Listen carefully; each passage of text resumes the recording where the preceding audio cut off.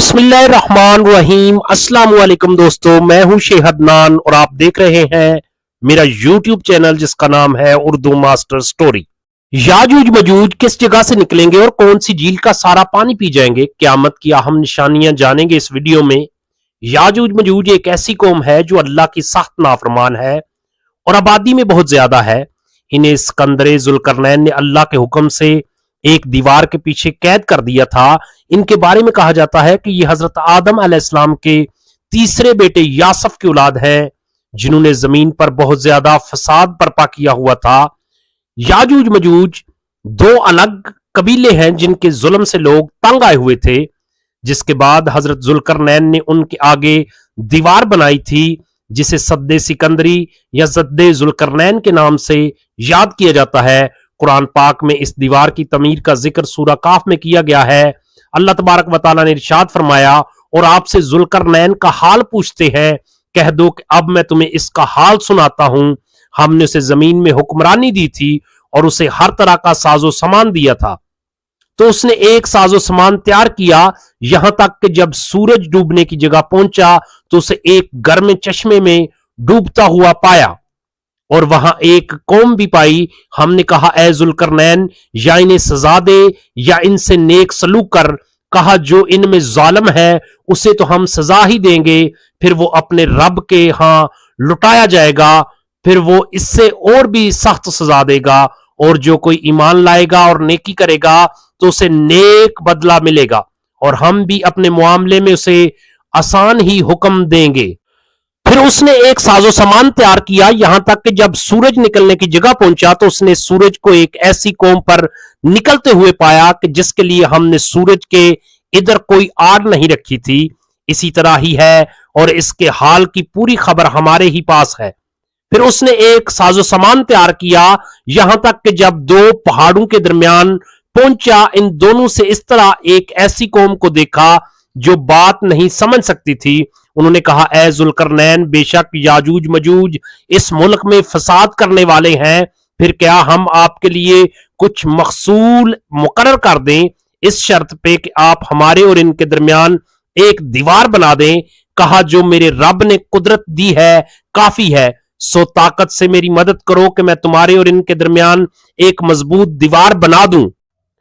मुझे लोहे के तख्ते ला दो। यहां तक कि जब दोनों सिरों के बीच को बराबर कर दिया तो कहा कि दो को, यहां तक कि जब उसे आग कर दिया तो कहा, तुम मेरे पास तांबा लाओ ताकि इस पर डाल दूं, फिर वो ना इस पर चढ़ सकेंगे और ना इसमें नकब लगा सकते हैं।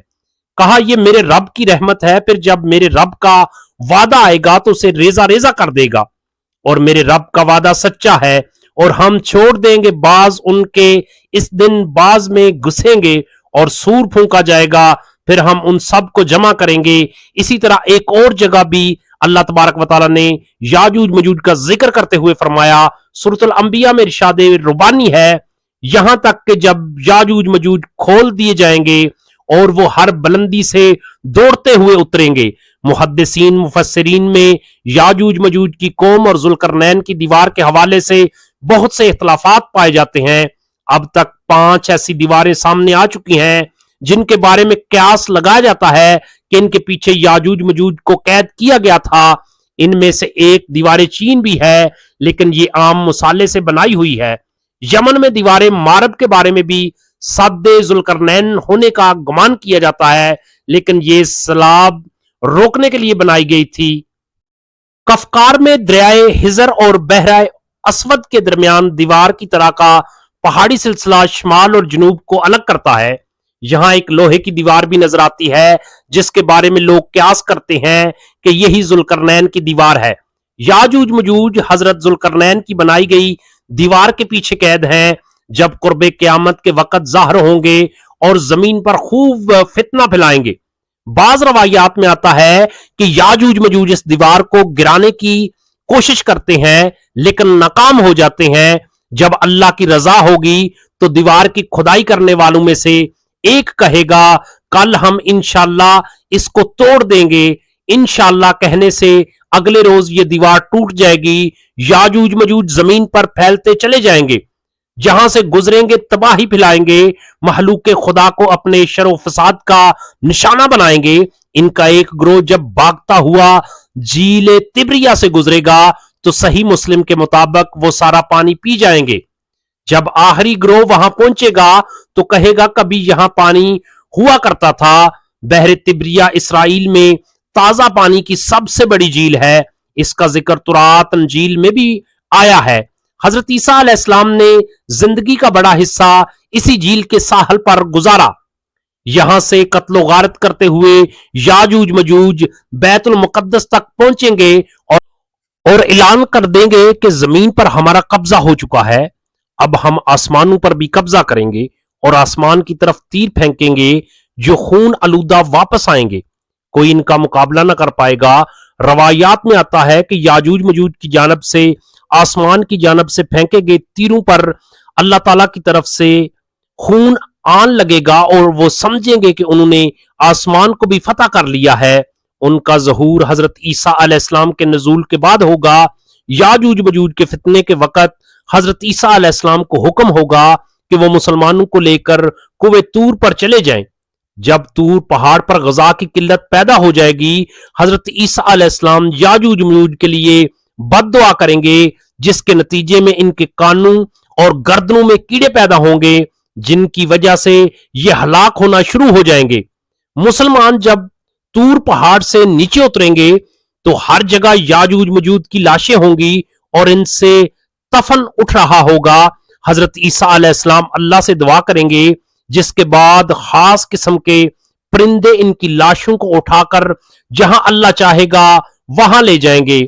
इसके बाद शदीद बारिश होगी और हर चीज धुलकर साफ हो जाएगी।